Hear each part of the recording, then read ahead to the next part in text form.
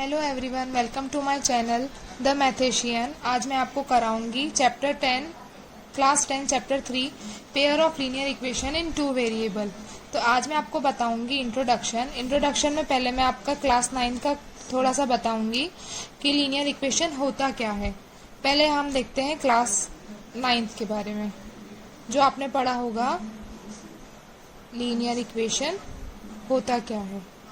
Linear equation आपके ax plus B Y plus C is equal to 0 के form में होता है। अब हम देखते हैं, यहाँ पे दिया है पेयर ऑफ के मतलब से हम समझते हैं कि हमारे पास कितने इक्वेशन होंगे, 2 इक्वेशन होंगे। तो हम इसको किस फॉर्म में लिखते हैं, a1x plus b1y plus c is equal to 0। Second equation हम लिखते हैं a2x plus b2y plus c2 is equal to 0। 2 equation मिलके बनाते हैं pair of linear equation in two variable. जब हम लीनियर इक्वेशन को सॉल्व करते हैं ग्राफिकली मेथड से, तो हमें ग्राफिक के अंदर लाइंस मिलेंगी, 2 लाइंस मिलेंगी, जो कि किस फॉर्म में हो सकती है, या तो वो इंटरसेक्ट करेगी, या तो एक लाइन के ऊपर दूसरी लाइन होगी, या तो आपकी पैरेलल लाइन होगी। इंटरसेक्टिंग लाइन, कोइंसिडेंट लाइन, जो लाइन एक के ऊपर एक होती है, और पैरेलल लाइन। आपको मैं अब कराऊंगी एग्जाम्पल 1 चैप्टर 3 का एग्जाम्पल 1। हम इसमें देखते हैं कि हमें 2 इक्वेशन है, इक्वेशन नंबर 1 और इक्वेशन नंबर 2। तो पहले हम सॉल्व करेंगे इक्वेशन नंबर 1, जो है आपका x minus 2y is equal to 0। तो पहले आपको लेट करना पड़ेगा। यहाँ पे मैं लेट करती हूँ x इज इक्वल टू 0। अगर मैं x को 0 मानती हूँ तो मेरी y की वैल्यू क्या आ रही है, हम वो देखेंगे। तो x को मैंने लिखा 0, minus 2y is equal to 0। यहाँ पे हो जाएगा y is equal to 0 minus 2, तो आपकी y की वैल्यू आ गई 0। अब मैं मानती हूँ x को 1, बट अगर मैं x को 1 मानती हूँ तो मेरा जो आंसर आएगा वो 1/2 आएगा, जो कि मुझे फ्रैक्शन में नहीं चाहिए। तो मैं x को मान के देखूंगी 2। अगर मैं x को 2 मानती हूँ तो मेरी क्या वैल्यू आती है, 2 minus 2y is equal to 0। यहाँ पे आ जाएगा आपका minus 2y is equal to minus 2, y is equal to minus 2 divided by minus 2। तो आपका आ जाएगा, यहाँ पे माइनस माइनस कट होके आपका आ जाएगा y की वैल्यू 1। तो मैं यहाँ पे जब x 0 मान रहे हैं तो y की वैल्यू 0 आ रही है, जब x की वैल्यू हम 2 मान रहे हैं तो y की वैल्यू 1 आ रही है। तो यहाँ पे पहले मैं एक ब्लॉक बना लूंगी कि x y, यहाँ पे मैं लिखूंगी जब हम x को 0 मान रहे हैं तो y की वैल्यू भी 0 आ रही है, x को 2 मान रहे हैं तो y की वैल्यू आ रही है 1। ये आपका ब्लॉक है इक्वेशन 1 का। सेम अब मैं यहाँ पे सॉल्व करूंगी आपका इक्वेशन सेकेंड है आपका 3x plus 4y is equal to 20। अगर मैं x को 0 लेट करती हूँ तो आपका आएगा 3 into 0 plus 4y is equal to 20। तो ये आपका हो जाएगा y is equal to 20 divided by 4। तो आपकी y की वैल्यू आ गई 5।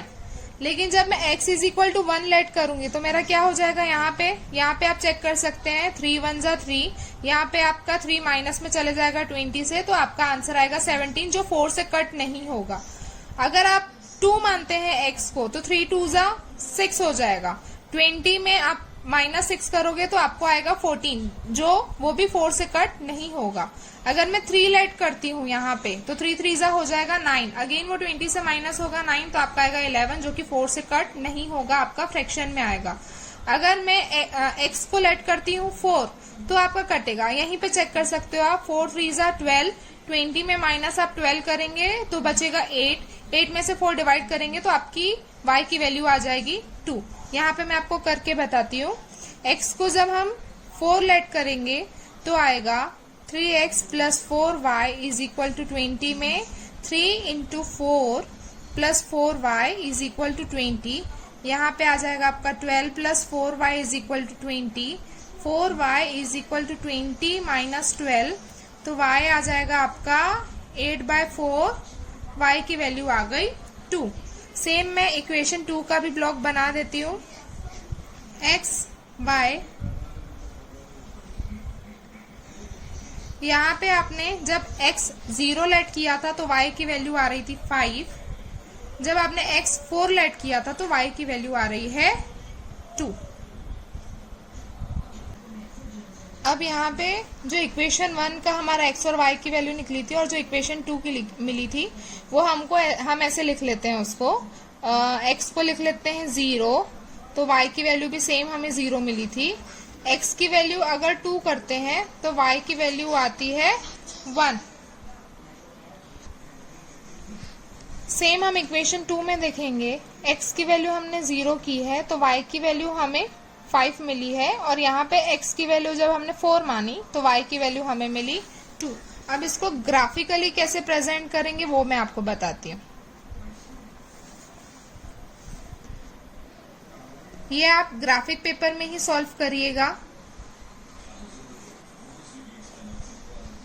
आपका रहेगा x एक्सिस, y एक्सिस, यहाँ पे आपका रहेगा 0, यहाँ पे आप मेंशन करो 1 2 3 4 5। सेम आप y एक्सिस में भी करो 1 2 3 4 5। ठीक है, यहाँ पे देखो आप मैं पहले इक्वेशन 1 पे जाती हूँ। इक्वेशन 1 में मुझे मिला था 0x और y भी 0, तो यहाँ पे मैं देखूंगी x का 0 और y का 0, मीन्स यही पॉइंट है।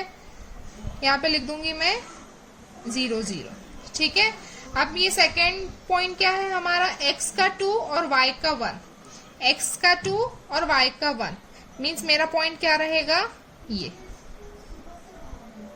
x का 2 y का 1। जब मैं इसको ज्वाइन करूंगी तो इस लाइन को थोड़ा एक्सटेंड कर दूंगी। यहाँ पे आपका ये हो गया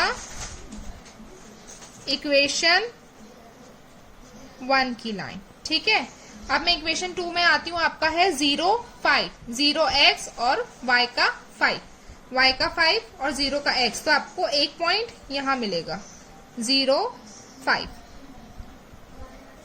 सेकेंड है आपका 4 2, x का 4 और y का 2, तो y का 2 ये और x का 4 ये, तो आपको यहाँ मिलेगा, इस पॉइंट पे मिलेगा 4 2। जब इस लाइन को ज्वाइन करूंगी,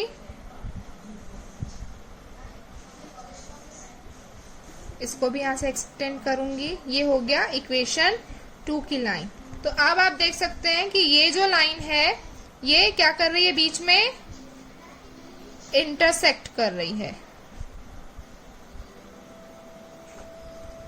तो आप सिर्फ यहाँ आंसर में लिखेंगे कि जब आप ग्राफिकली प्रेजेंट कर रहे हो तो क्या मिल रहा है, आप यहाँ पे लिखना है आपको दिस